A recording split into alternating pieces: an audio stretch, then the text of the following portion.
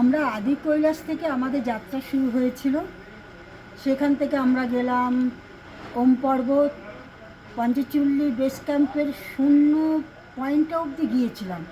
সেখানে আমি, আমার ছেলে, আমার দাদার ছেলে, আমরা মিলে সেখানে ট্রেক করলাম। ট্রেক করে এসে আবার আমরা ওখান থেকে চলে গেলাম অন্য জায়গায়। আর আমাদের সঙ্গে ছিল বান্টু। আমাদের যাত্রা শুরু হয়েছিল উত্তরাঞ্চল আদি কৈলাস থেকে।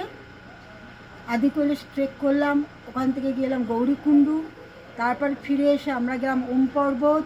ওম পর্বত থেকে পঞ্চচুল্লি বেস ক্যাম্প, আর পুরনো যে লিপুলেক পাস আছে ওখান থেকে আমরা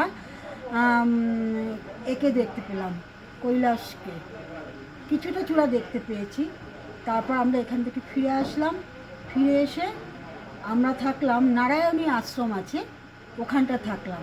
ওখানটা জায়গাটা অপূর্ব। সেখান থেকে কিন্তু আমরা পায়ে হেঁটে যাওয়া যায়, আগে পায়ে হেঁটে যাওয়া যেত কৈলাস, কিন্তু এখন বন্ধ আছে।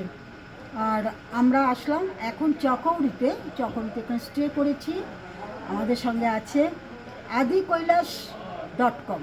থ্যাঙ্কস জানাচ্ছি adikailash.com এবং বান্টিকে।